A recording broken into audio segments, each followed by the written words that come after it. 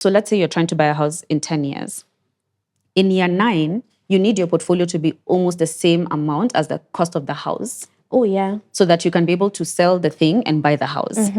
So you can't be in a situation where one day the share could be 10 bob and the next day it could be 20 bob. You're not saving for a house in the stock market. Exactly. At least not in year 8, 9 there. Exactly. In year 1, 2, 3, maybe. it's okay. Yeah. Because, you can absorb the shock. You have time to recover. Yeah. But when you're getting closer to the time of the goal, you need to now be moving towards lower risk, very, very predictable opportunities so that you get the amount you need. Sure.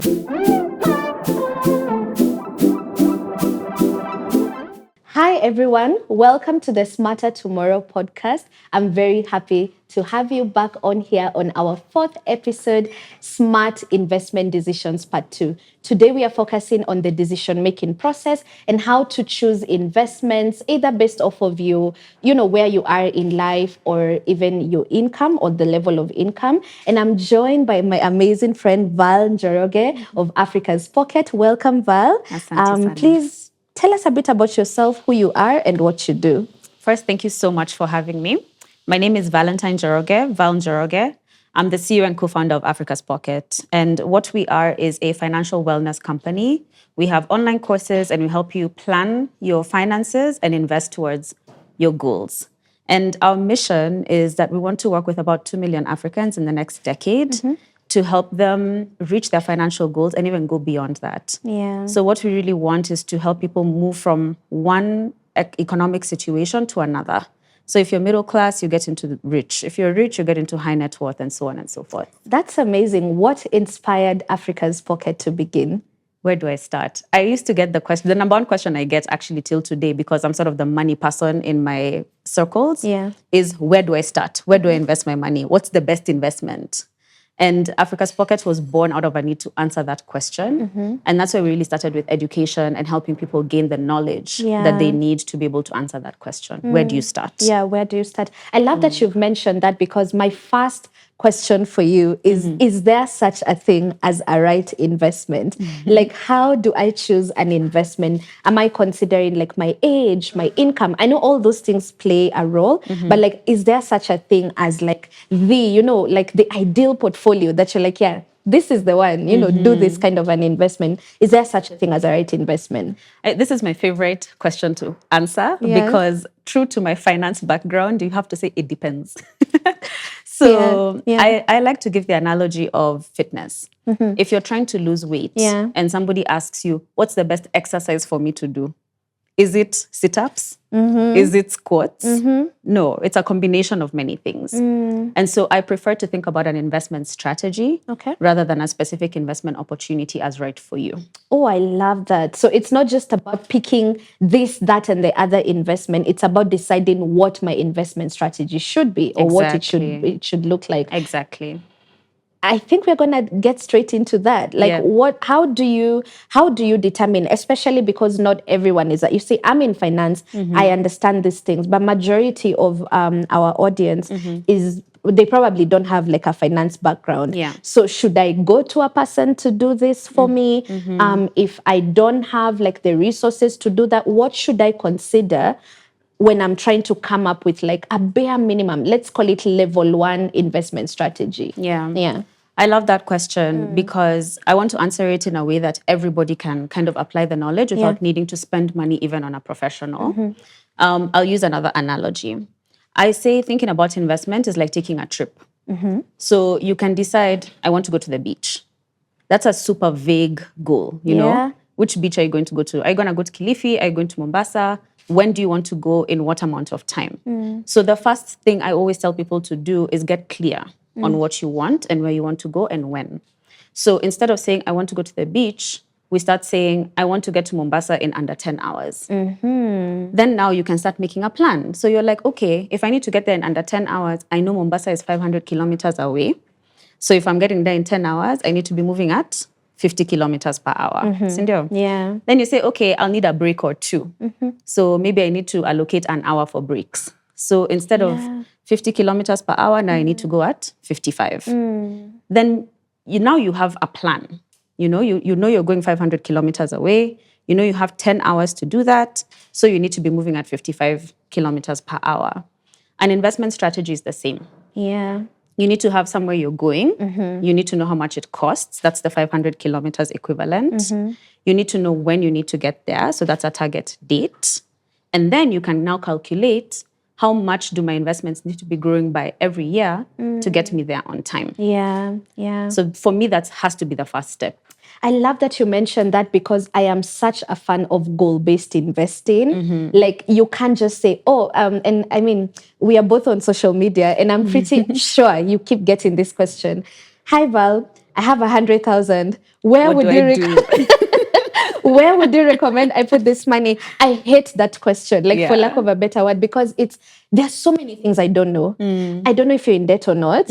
I don't know if you have an emergency fund or not. I don't know if you have something to help you with liquidity. I don't know whether you want passive income or you just want to kind of grow and multiply this money. And that's one of the things I keep telling my clients or even my followers that you must have a goal. What's your goal? Is it I want to build and for me, I love working in baby steps. And I always feel like the first baby step to invest in is wealth accumulation. The accumulation stage, sorry. Yeah. Because you can't invest money you don't have. You don't have, yeah. Exactly. Yeah. So most of us, some people have, maybe come into some money and you already have the money to invest. Some people are I've just gotten my first job. It's a really, really good gig. I'm getting 200 grand per month. Yeah. So what do I do, right? And I love that you've mentioned that you must know, am I going to Kilifi? Am I going to Diani? And what does it take to get there? Yeah. So let's assume I've come to you and I'm a client, right? And I already have, let's assume I have the basics. I have a budget and I have an income. Yeah. What's the first step to building an investment portfolio or a strategy for me? So I first, you have to have an emergency fund. Yeah. First, you have to cushion yourself. And, there's so much going on social about, should you call it an emergency fund? Should you call it a solution fund? People say it gives you anxiety if you call it an emergency fund. I'm call it what you need. As long as it serves the purpose. Yeah. Yeah. And, when you go back, when you take a step back and you say, why are we investing in the first place? You're really trying to get to a situation where you don't have to exchange your time for money. Preach. Right? Yeah. That's where we're trying to go. And so people usually see an emergency fund as this thing that's in Auma, I don't know, it's you're being punished and you're having to put this money aside. Yeah. But really what you're doing is you're giving yourself 3 months, 6 months, 1 year of buffer, of time when you don't have to exchange your time for money if things go wrong. Yeah. And you have that flexibility. So for me, that's a must. Yeah. Because it cushions you in case of anything else. It cushions you. It gives you liquidity. So you don't ever have to be in a situation where you're now taking your long-term and illiquid investments and selling them ahead before you are ready to pay for your costs today. Right. Before you even continue on what the next step is after an emergency fund, I don't know if you get this question a lot. There are people who are employed and then there are people who are running business. And let me tell you, my business clients stress me out because a lot of people who have irregular income or, your income fluctuates, you get windfalls even, and then you dry for 3 months. I found that some of them do not believe in an emergency fund. Yeah. Because you find that, I may not have money today, but I guarantee you, I have this tender In account. And I'll have 1.6 just, my net of expenses and everything. What do you say to people who are I know you run your own company. I do that. And it's very hard to convince self-employed people or people who run businesses or people who, for one reason or the other, your income is irregular. Because you see, with an employed person, they understand the concept of, okay, I'll take 20% of my income or 10% of my income every month and put it aside. Yeah. So what about this? And I want you to speak to, especially these people who know for a fact good money is coming. Yeah. Because I've done a deal, I've done a business. How should these people think about an emergency fund? This is such a fantastic question because I was actually having this conversation last week. Yeah. And the thing about having an irregular income that is not, what's the word? It's coming. So it's guaranteed, but you don't know how much it will be and it doesn't come at the same frequency. So it's not that you're broke. It's not that you're a struggling artist. No, the money is coming. The money is coming. Yeah. The mindset of somebody like that, because me, I was in that situation for a long time, is you believe that good things are going to happen to you forever. However, you're God's favorite. It's so interesting. Which is, I think, essential for being in that kind of work environment. You need to be delulu. Yeah, a little bit, right? Yeah. So I'm like, first step, can you please stop being delulu? Yeah. You have a 40-year working career. That's true. From 25 to up 65, 40 years. You think nothing is ever going to go wrong? Yeah. Like, really? Things change. I mean, COVID happened, and like up until that point, I used to watch pandemics in movies. And just like that, your business changes completely. Yeah. So what I like to tell people like that is consider yourself like a business. So think of yourself as though you're a business that has projects. Okay. So if you're putting yourself in that mindset, even as a smart business person, you will always have like some sort of fund, some sort of kitty to sail you through the hard times, because your expenses are regular, but your income is irregular. Not, So you really want to try and create like a straight line of your income when it's looking like a wave. Yeah. And the way that you do that is when you have a windfall, then you take a bunch of it and you save it for this time when it's going to be down. Yeah. So how do you decide how much to put into it? I say when you have irregular income, you need to be sitting on a year at least. Yep. At least. So when you get that first one, if you say put aside 50%, fine. If you say put aside 60%, fine. It depends on how your expenses are looking like. But when it's what's the saying? Make hay while the sun is shining. Exactly. Yeah, I love that. So I have a budget, I have a regular income, and I have an emergency fund, or at least I'm saving this emergency fund. So we are coming up with an investment strategy and doing goal-based investing. Yeah. I want to introduce debt. Yeah. So maybe I have a car loan, a SACCO loan. Should I focus on, so I've already done the basics, even the emergency fund. And now I'm wondering, this money, should I invest it? Should I start my investment journey? Or should I get out of debt first? Yeah. So again, an answer that depends. So getting out of debt should be your next goal if your debt is very expensive. So how do you figure out if your debt is expensive? Yeah. Take a look at the market, see what investments are paying back. If your debt is higher in interest than that, pay your debt first. Oh, okay. So an example, a good thing to benchmark on is if you have a 5-year loan, take a look at the 5-year government bond. If it's paying 10%, but your loan is 13%, pay your loan. The loan first. Exactly. Because it's definitely costing you more than what this investment would actually give you. Because I also know that there's always that worry about back to the emergency fund. Sometimes people are in such bad debt, I'm talking mobile loans, and these people are calling you. So when someone is talking to you about putting money aside for an emergency fund, it then makes sense to you, and one of the things I dealt with when I was starting my financial journey was debt. And I remember it not making sense to me, someone telling me to put money aside for an emergency fund, because the SACCO is calling me, the bank is calling me, the Tala is calling me. I'm just and then I'm also very limited in my income. Now, when someone told me then that, because now I do advise my clients to find a way to do both. And I learned that the hard way, because while I was just about to clear my debt, we had an emergency. So what happens? But we didn't have an emergency fund. So you know what we did? We dug deeper into debt, you know? So I think that's very, it's very important to kind of understand the difference. We're not just saying, pay off your debt, but in the case of you're trying to build an emergency fund, I always say, try to do both, a little bit of both, right? But then now, because we are discussing investments, I love what you've said, is that I'm just recapping for my audience that if the loan is it's more expensive than how much money you would make from an investment, then focus on clearing the expensive debt. Exactly. Now, let's assume I have, your typical SACCO loan that's not very expensive. You don't have loans that are very expensive. Should I attempt to do both? I think so. Yeah. And again, it depends. There's nuances, right? Is it a reducing balance loan? Is there a benefit to paying it faster? And it's really math, right? At the end of the day, you're just trying to understand. if you think about your portfolio, your investment portfolio as a bucket and water is pouring into it, is the tap that is putting the water in going faster than the hole that is removing at the bottom. It's a math equation.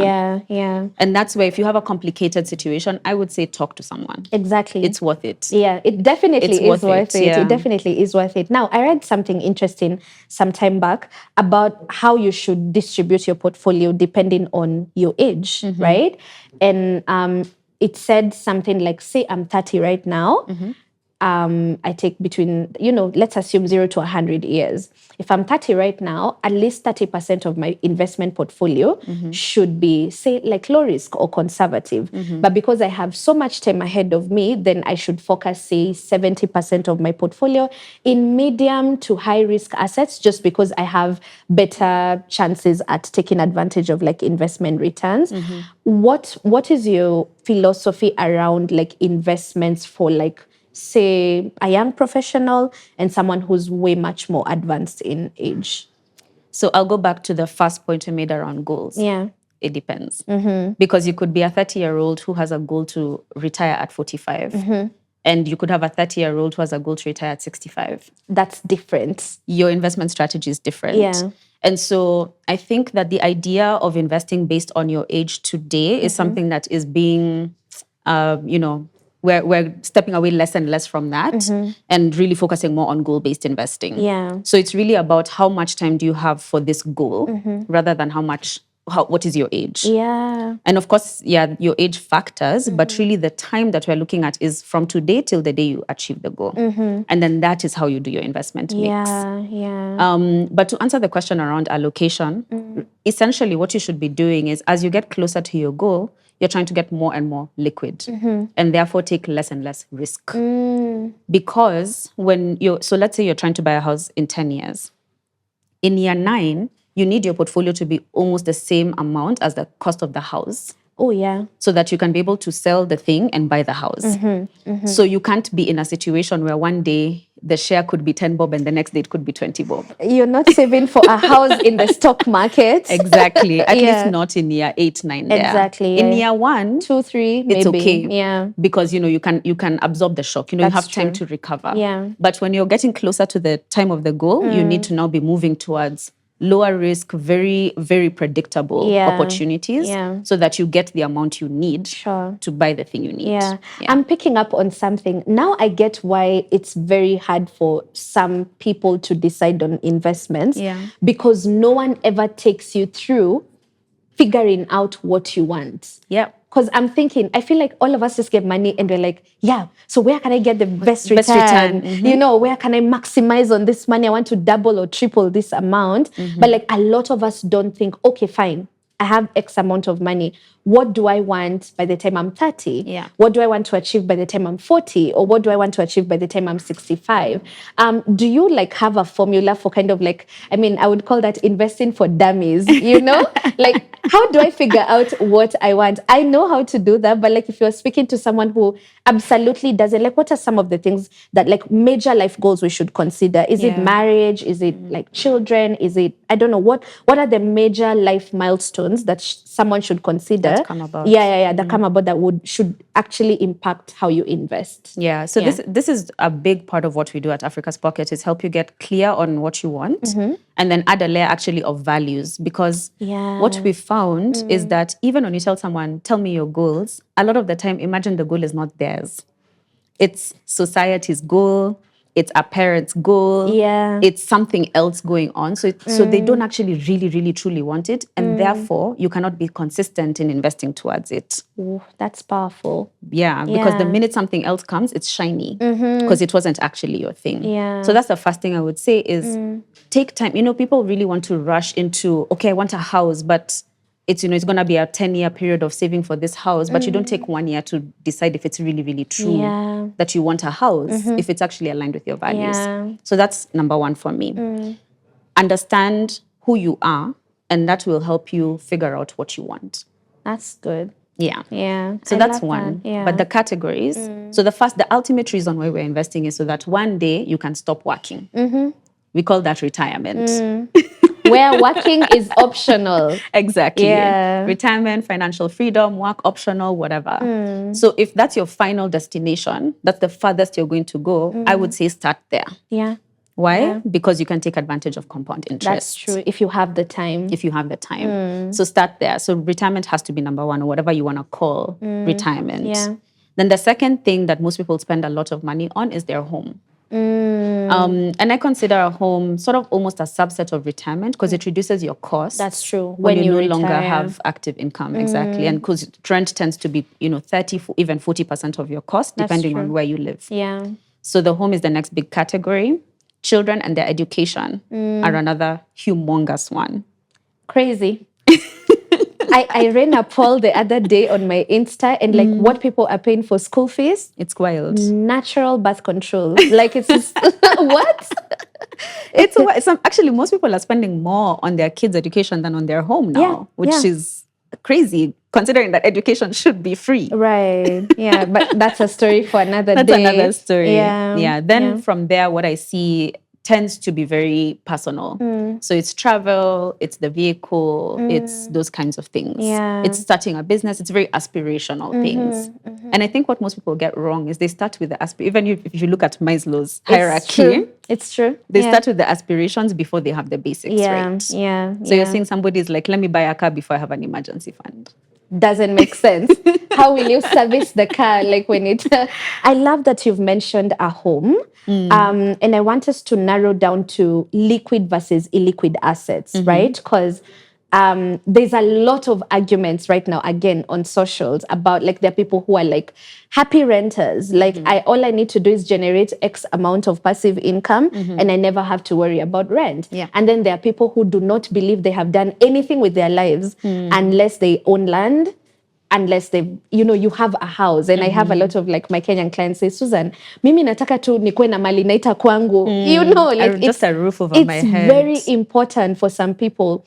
Is there like a way to decide at what point is investing in illiquid assets allowed, or does it make sense? Because like, for instance, I look at it from the perspective of, there's a tweet I read and it really resonated with me. And this guy said that he believes that real estate is not an avenue for the poor to get rich. Rather, it is an avenue for the rich to store their money or to store and grow their money. And I felt it because I'm such a believer in, like, I don't believe in like locking mbele na nyuma niko na 1 million and then I take that 1 million and buy a piece of land with it with zero plans to either grow or develop the land or, and that's all I have in my portfolio, right? Yeah. So I have this belief that you must have gotten to a particular level of like either liquidity, a financial cushion, some money coming in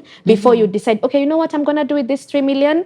Let me buy like a property or land. Yeah. How do you like go about like recommending or advising your clients with regards to decisions between liquid and illiquid investments or movable or immovable assets? Yeah. So if you go back to what are we trying to do? We're trying to get to a place where you have invested enough so that you can live off of those investments without having to do anything active. Yeah. The next step after that is to be able to say, I've actually invested enough so that I can live off the interest and I can leave this block that I've invested myself either to the next generation, or I can use it as a cushion for myself if something happens. I have a big shock, like a health, like a health emergency. So in that situation, I would say, again, what's your goal? Are you trying to get to a place where your passive income is enough to pay for your expenses? If so, why do you have land in your portfolio? Yeah. Because land is not producing. It's not giving you any income as of right now. Exactly. Yeah. If you're saying, okay, the land is actually the first step to me owning a home, which is an important thing for me. When I look at my values, it aligns and I want a home. That's a different story. Yeah. So again, it goes back to why you're doing this. What goal does it serve? Yeah. So I would say, if I'm thinking about my portfolio and I'm saying I want to be able to pass on to my next generation, then it makes sense to have land. But first I have to have the other things that are serving me, right? Yeah. First, I have to, have my emergency fund, make sure that my retirement is sorted, etc., etc., etc. Then I can introduce say, real estate, like the home and whatever. Yeah. What about like rentals? In terms of like, because I'm also seeing like a lot of people purchase, say, like there's a lot of off-plan property selling going on. Is there like a criteria on deciding like, is this a worthy investment? Should I look like how much rent I'm bringing in vis-a-vis if it was taken on loan? Like, what's the criteria around like owning property, especially like units for rental purposes? Again, goes back to why you're doing this. Yeah. So if you go back to the original framework of you need to have a destination, the timeline, and then your speed. Yeah. Then you can ask yourself: is my strategy around creating rental income going fast enough to get me to my Goal. Destination on time? So the rental income strategy makes a lot of sense because you can buy 1 or 2 units a year, and then you can build up your passive income, but it takes long. Yeah. A lot of people believe that, you'll buy the property, you'll start making rent next year, which is true. You will start making the rent next year. But the problem with that strategy is that when you get the rent and then you spend it, you're actually no longer building your portfolio. You only have your illiquid asset, which is your apartment. And yes, it's going to go up in value, but it doesn't get you closer to that goal of I'm no longer exchanging my time for money. So when you're thinking about real estate as an investment opportunity, I would say first, let it be income generating for sure, but reinvest that income. So don't spend it. Don't spend it. Yeah. Reinvest it so you keep building this block so that you're at some point, you're in a place where your rental income is actually paying for your expenses today, and then you can stop exchanging your time for money. I really vibe with that, because now that you've said that this income should actually be reinvested, then if I don't have another source of income other than that, then that shouldn't be like the immediate thing that I do, unless it's a big portfolio that's enough to sustain the business and myself as well. Exactly. Okay, great. Let's talk about ROI, return on your investment. Now, there's taxes, there's management fees, there's all these things. So when someone tells me, this government bond is 17% per annum, or this money market fund will pay you 9% per annum, or this mutual fund that's dollar denominated will give you 7%. What's my real return? Yeah, this is something I find very interesting. Yeah. Because depending on the management fee, especially for money market funds, most people think they're earning 8, 9, 10%, but actually they're earning 6 because there's a fee over there. There's a fee over there. So the cost that you have to look at are taxes, obviously, the fees that the company is charging you, the management fees, which sometimes can be called something else. Yeah. So it's important to ask what it is. Mm. So there's all sorts of fees that people charge you. So I wouldn't mention names, but there are some people who will facilitate the buying of a bond for you and charge you upfront. Yeah. So you may be investing, you think you're investing 100,000, but they actually only invest 90. Because they've taken it's brokerage fee. Something like se. that. Yeah. So there's the fees of the service that somebody's providing you. But I think the cost that's usually actually most ignored is time. Okay. Time. So when I think back to when I started investing, because I was exposed to so many things, I was working at an investment company. Yeah. So I was all over the place. I was like, I'm doing chicken farming. I'm buying a plot. I'm doing CG. Once I invested in crickets. You did crickets? Imagine. What about crickets? Do you invest in crickets? You invest in the whole process of producing growing the crickets. It's like an animal. It's like a goat. I really can't. What? It's crazy. So were you selling them? What? I invested in a company that was doing it, and they were packaging them as snacks. Anyway, the company failed. Needless to say, when you even decide to do something like that, how much time do you spend understanding? Exactly. Yeah. Then you have to go there to those shambas, physically. You are a farmer. And all those things at times, there's an opportunity cost, right? Yeah. I could be building my relationships with my friends, or I could be learning a new skill, or I could be actually, making money in another way. Who knows, right? So the time for me is something that people always leave out. Yeah. And then it makes them do things that are so time intensive in exchange for something that's a little bit So little, easier. exactly. Yeah. So let me tell you, I did all those investments. I did my portfolio return at the end of the year. Guess what it was? By the look on your face, let me say, I don't know, maybe 8, 9. So me, I was investing in things that were saying, we're giving you 25% per year. We're giving you, you'll triple your money in 2-3 years, those kinds of things. Yeah. 4%. 4% is not even a money market fund. I can imagine. And you are going to mashambas. I'm everywhere. You're driving and my fuel. Oh my God. My peace of mind. Yeah. Because now anyway, the things I invested in were so crazy. Yeah. There was a time somebody called me and told me, your fish have been eaten by hawks. We need a date for this. Like, what? Emotional turmoil, I know. So me, I think those are costs that you also have to take into consideration. Oh, wow. And as much as, yes, we're looking at tax, which are important, look at tax, look at fees. Look at time. Understand that when somebody is charging you a fee, they're saving you time. Oh, that makes a lot of sense. So we shouldn't complain about the fees, but we should be aware that we are not paying way too much. Exactly. Is there such a thing as too much fees? I think so. The industry standard is about 2%. 2%. So anything above beyond 3, that, it's a bit too high. Find out why. I wouldn't say it's a bit too high. Just understand why you're paying 5. Because, there's a reason why designer bags are more expensive than your average bag. Exactly. There's a reason, right? Yeah. So there might be a reason why they're charging you more. Sure. I mean, I had a client, really make me cackle the other day because she was like, if this money market fund is charging me 9%, it's giving me 9% per annum and taxes are 15%, doesn't that mean I'm at a negative? And I was like, I had to clarify that. And I think that's something that people need to understand. And I think that's why financial literacy is very important. Because sometimes people don't even understand. So what is this tax charged on? It's like, your income, whatever investment income you made, i.e. your interest, the 15% of that is what's deducted as tax. So management fees, where is that deducted from? This is why I was saying it can be called different things. It depends. So some people will deduct it off of your total investment, so your principal plus your interest. So if you invested 100,000 and you make 10,000 in interest, they'll charge you 2% of 110. Some people will charge you 2% of 100,000. So it's important to know. So you should just ask whoever is investing your money, how do you actually calculate this management fees? And when is it charged? And that's when very is it important. Charged? Yeah. Okay, let's talk scam investments. Now that we are talking ROI, you mentioned 25% return. And honestly, I am a very risk-averse person. So the easiest way to get me not to invest is to tell me a return that's too high. I'm always sometimes I actually feel like I miss out on good investments just because in my mind, if the return is too high, I'm like, You're like, what are you up to? What are you up to?